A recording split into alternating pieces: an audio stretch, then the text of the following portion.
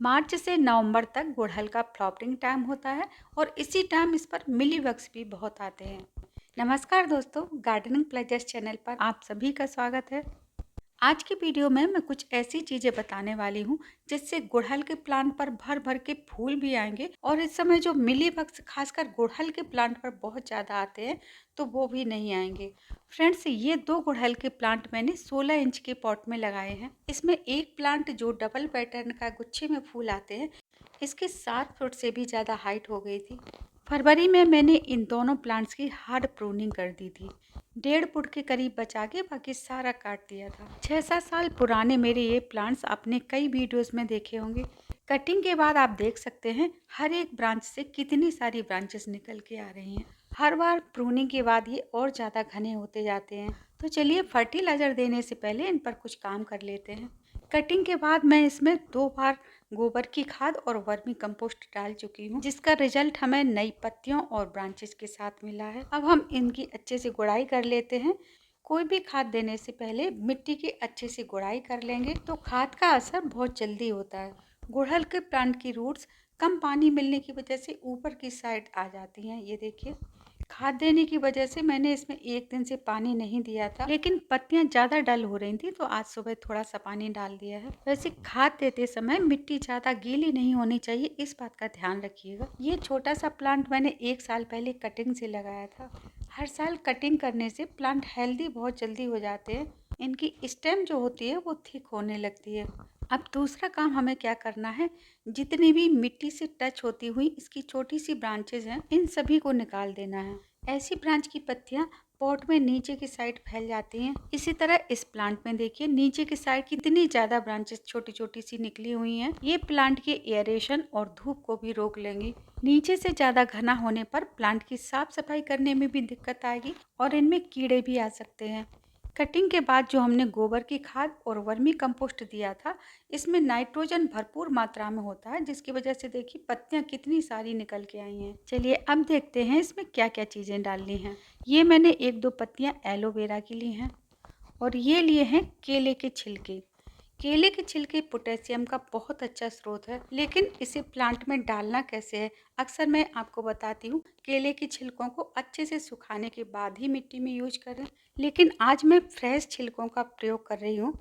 मेरे पास कई कमेंट्स आए थे कि फ्रेश केले के छिलके यूज करने से प्लांट में चींटियां आती हैं। हाँ, चींटियां आ सकती हैं अगर आप ऐसे ही केले के छिलके डाल देंगे।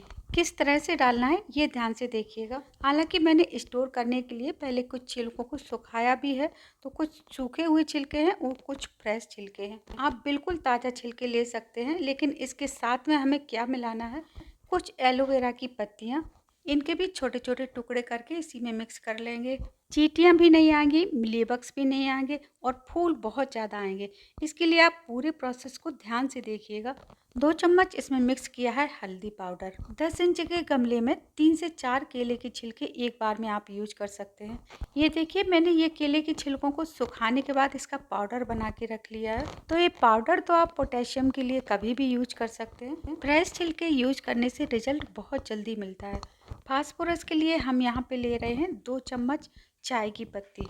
अभी मैंने नॉर्मल चाय की पत्ती ली है, क्योंकि पॉट बड़ा है तो इसमें 2 चम्मच चाय की पत्ती डाली है। अगर 8-10 इंच का गमला है तो इसमें 1 ही चम्मच डालिएगा। दूसरा ये है बायो पोटास। बायो पोटास पूरी तरह ऑर्गेनिक होता है, जो कि खदानों से निकाला जाता है। आपने देखा होगा मैं ज़्यादातर अपने प्लांट्स में ऑर्गेनिक चीज़ों का ही प्रयोग करती हूँ। 6 इंच के पॉट में 1 ही चम्मच डालेंगे। अब इन सारी चीज़ों को अच्छे से मिक्स करके पॉट के साइज के हिसाब से चारों तरफ से फैलाते हुए इस तरह किनारे किनारे से डालेंगे। कोई भी फर्टिलाइज़र डालें तो मेन स्टेम से थोड़ी दूरी पर पॉट के किनारे किनारे से ही डालें। इसके बाद हमें 2 ज़रूरी काम और करने हैं अभी। ये देखिए, मेरा पॉट अभी 3 इंच तक खाली है।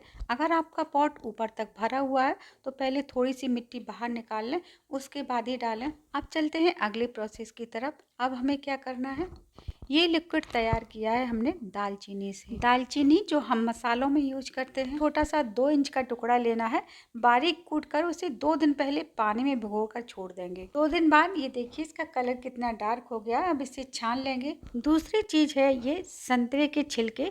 इनको भी मैंने 2 दिन पहले पानी में भिगो कर रखा था, इसे भी साथ में छान लेते हैं। अब ये दोनों चीज़ें प्लांट में क्या काम करेंगी? दालचीनी से मिट्टी में कीड़े नहीं आएंगे और संतरे की स्मेल से चींटियां दूर भाग जाएंगी। मिलीबग को प्लांट पर चींटियां ही लेके आती हैं और चींटियां नहीं आएंगी तो मिलीबग्स भी नहीं आएंगे। अगर आपके प्लांट में कभी मिलीबग लगा हो तो आप ध्यान से देखिएगा, वहाँ पर चींटियां जरूर होंगी। तो ये दोनों चीज़ें प्लांट में चींटियों को आने से रोकेंगी। छानने के बाद अब इसमें 3-4 गुना पानी ऐड कर लेंगे। 1 से 2 ग्लास इस लिक्विड को हम इस तरह चारों ओर फैलाते हुए, पॉट का स्पेस ज़्यादा है तो आप ज़्यादा मात्रा ले लें। इसके अलावा एलोवेरा और हल्दी जो हमने केलों के छिलकों के साथ मिलाई थी, वो प्लांट को फंगस और चींटियों दोनों से बचाएगी। अब हमें क्या करना है, मिट्टी की एक पतली लेयर से इन छिलकों को ढकना जरूर है। अगर आपने पॉट की मिट्टी बाहर निकाली है तो वही मिट्टी डाल दें या फिर दूसरी मिट्टी कोई भी डाल दें, लेकिन इसे ढकना जरूरी है। इसके बाद भरपूर मात्रा में पानी दे देंगे और सुबह के टाइम ही ये काम करना है, ताकि शाम होते होते पत्तों का पानी सूख जाए और मिट्टी भी ज़्यादा गीली ना रहे। अभी हम अच्छे से पानी देंगे ताकि नीचे जड़ों तक पहुंच जाए, लेकिन अगली वाटरिंग 1 या 2 दिन में तभी करें जब मिट्टी की ऊपर की लेयर 1-2 इंच तक सूख जाए। दूसरा, पॉट की मिट्टी नीचे तक सूखने में 2-3 दिन लग जाते हैं, तो हर बार इतना पानी नहीं देना है, थोड़ा थोड़ा पानी आप देते रहें। गर्मी ज़्यादा है तो सप्ताह में 2 बार फुल वाटरिंग कर दें। अभी देखिए, प्लांट के ऊपर एक भी कली नहीं दिख रही है, क्योंकि कटिंग के बाद मैंने प्लांट को घना करने के लिए नाइट्रोजन रिच फर्टिलाइजर दिया था, जिससे केवल पत्तियां और ब्रांचेज इसमें बनी हैं। पोटेशियम देने के 10-12 दिन बाद ही मैं आपको इसका रिजल्ट दिखाऊंगी। तब तक आप भी अपने प्लांट की केयर कीजिएगा। मिलते हैं अगले वीडियो में एक नए अपडेट के साथ। Thank you.